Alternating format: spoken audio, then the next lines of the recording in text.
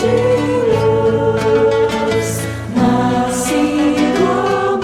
é que podemos dar continuidade na noite de hoje sobre essa questão. Na verdade, a gente vai apenas fazer uma revisão, vamos ler a questão, já que na última terça-feira a gente já fez uma explanação, mas eu gostaria apenas de a gente complementar, a fim de dar continuidade ao estudo sobre livre-arbítrio. Pois bem, na última questão, nessa questão, da 846, Kardec indagou os espíritos. Sobre os atos da vida, nenhuma influência exerce o organismo, e se essa influência existe, não será exercida com prejuízo do livre-arbítrio? Vamos deixar bem posto essa questão que Kardec nos deixou. Atenção. Nós temos o livre-arbítrio, nós já estudamos o livre-arbítrio, sabemos o que é livre-arbítrio. O livre-arbítrio é essa ação que Deus nos legou a fim de que nós tomássemos a decisão que bem desejávamos, ou seja, temos a liberdade de agir, evidentemente, dentro dos propósitos que a lei divina nos permite. Então, o livre-arbítrio é uma ação que nós desenvolvemos de acordo com o nosso pensar. Nós pensamos, nós usinamos aquilo que nós pensamos e emitimos ou realizamos aquilo que bem desejamos. Na questão, Kardec perguntou, me diga uma coisa então, será que o organismo não tem nenhuma influência sobre os nossos atos?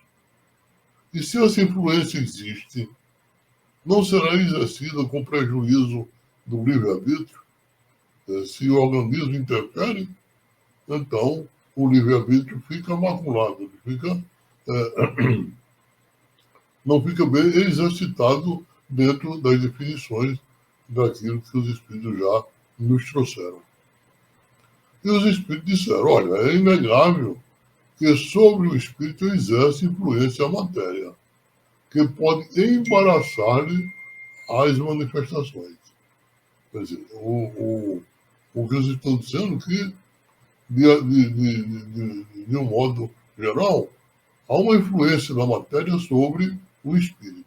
Depois a gente vai fazer um aprofundamento melhor nas questões que Kardec apontou a respeito do tema, lá nas questões 367 do tomo 2 do Livro dos Espíritos.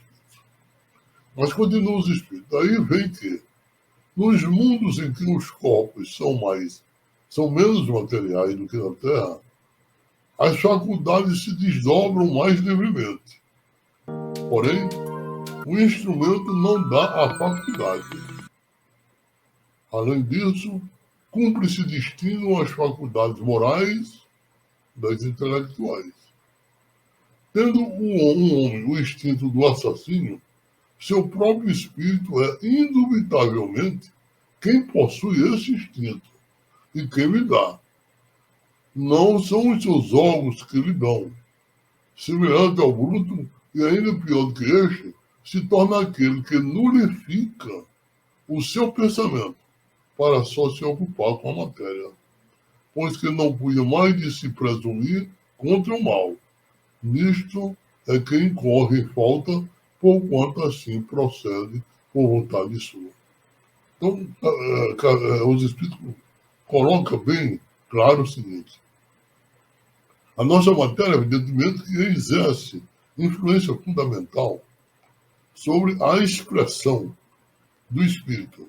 Nós temos as nossas tendências, nós temos as nossas aquisições de ordem moral que nós obtivemos em existências anteriores. Mas, ao expressar, ao exercer a liberdade daquilo que nós desejamos, daquilo que nós pensamos, o corpo material pode, evidentemente, influenciar de modo decisivo sobre as decisões que nós devemos tomar. Kardec nos remete à questão 367, lá no tomo 2 do Livro dos Espíritos. Nessa questão 367, o Kardec tinha perguntado, olha, unindo-se ao corpo, o espírito se identifica com a matéria? Né? Unindo-se ao corpo, o espírito se identifica com a matéria? Aí os espíritos disseram, a matéria é apenas um envoltório do espírito, como o vestuário o é do corpo. Unindo-se a este, ou seja, o espírito unindo-se ao corpo, conserva os atributos de natureza espiritual. Ou seja, eu trago de outras existências o meu caráter, que foi formado ao longo de milênios, em existências precedentes. Portanto, eu tenho as minhas aquisições de ordem moral.